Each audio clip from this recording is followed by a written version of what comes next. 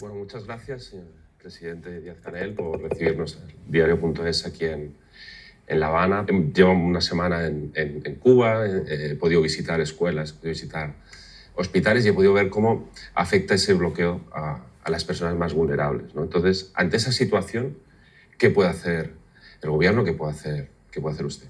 Bueno, gracias a ti y a tu equipo por estar aquí presente en Cuba. Yo siempre digo cuando alguien nos visita en tiempos tan complejos como estos, que es un hecho de valentía estar en Cuba, y le agradecemos que nos den esta oportunidad y también que estén con nosotros, que estén viendo, observando, para poder hablar con objetividad nuestra realidad, la realidad cotidiana del pueblo cubano.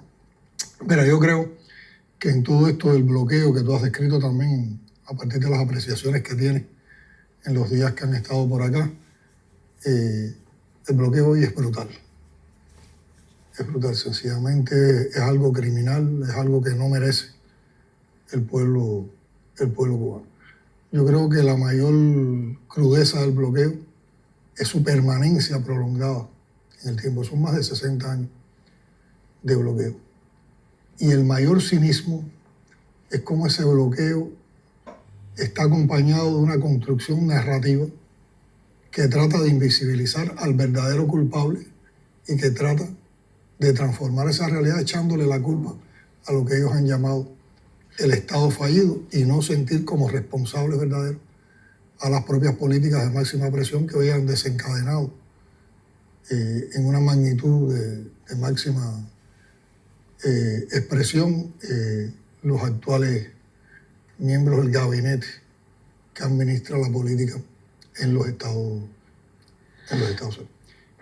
Y para llegar a lo que me preguntas, también tendría que explicar que lo que estamos viviendo hoy es una acumulación de los efectos del bloqueo en todos estos años.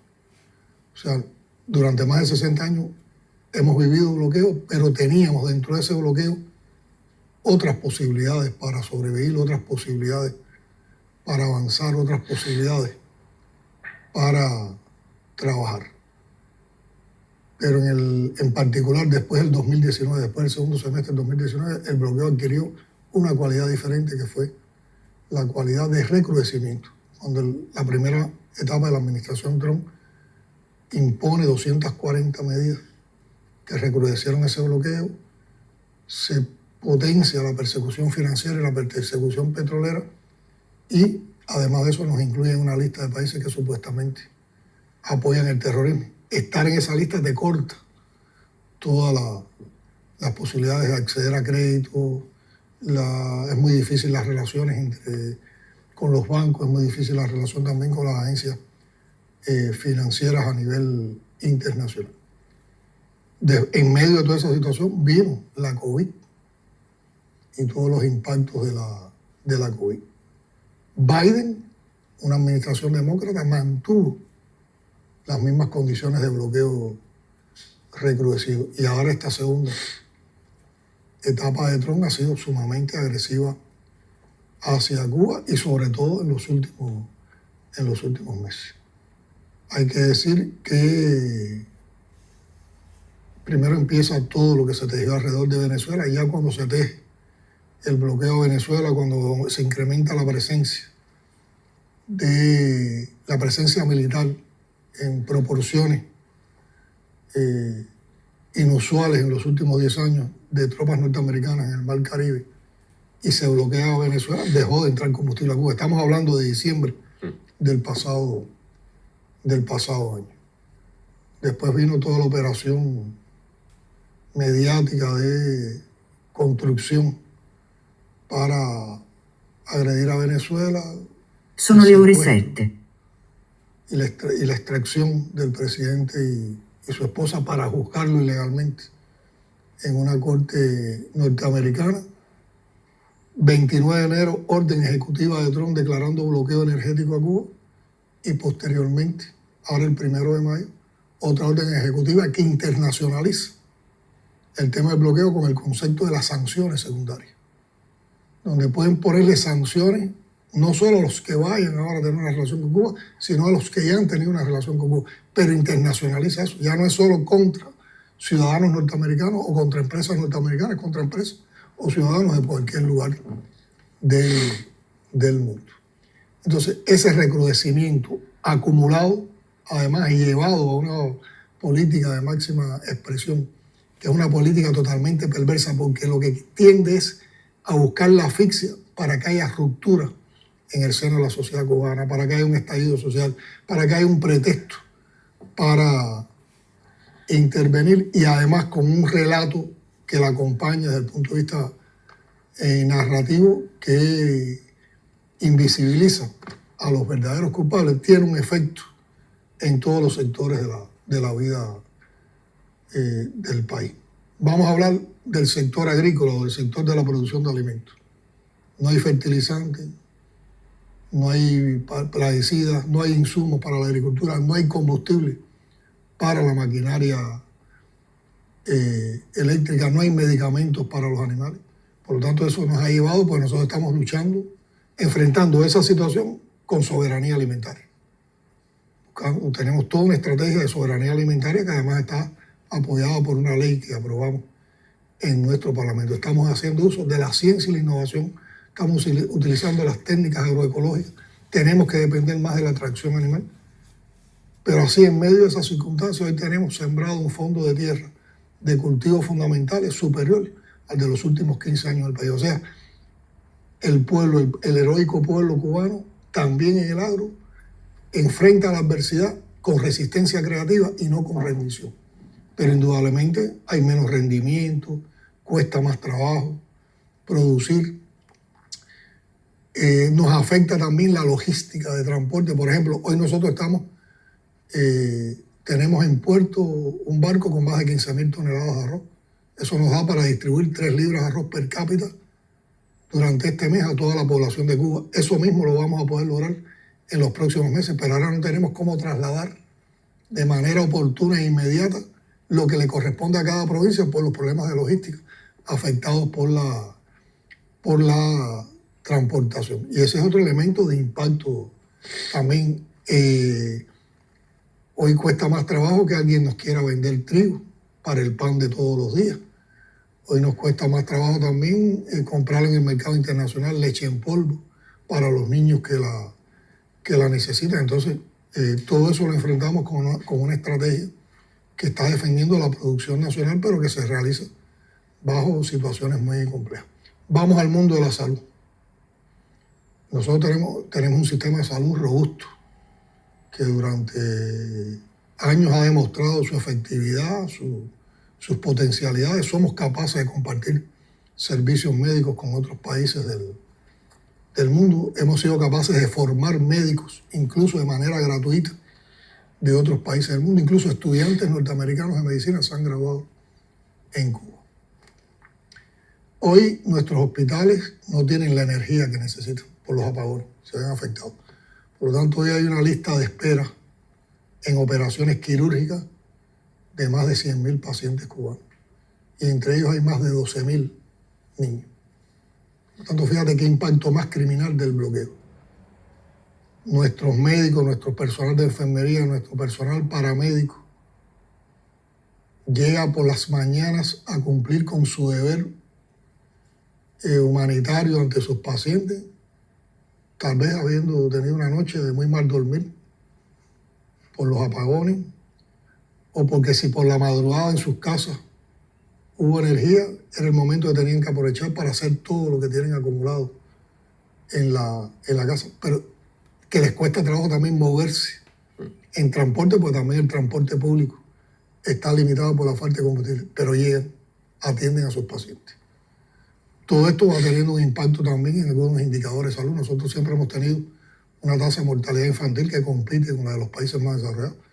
Esa tasa de mortalidad infantil que en otro momento era de 4 y tanto, incluso llegó a ser de 3,6, ahora está duplicada, está casi en niveles de décimas por encima de 9. Sigue siendo una tasa, digamos, competitiva a nivel internacional, pero no es la que nosotros estamos acostumbrados, porque ya nosotros teníamos niveles de mayor eficiencia en un programa materno infantil. Nosotros tenemos programas de atención a niños con cáncer que son muy efectivos, hoy están limitados por medicamentos, están limitados por insumos y por lo tanto la sobrevida de esos niños que padecen de cáncer se disminuye y también se afecta.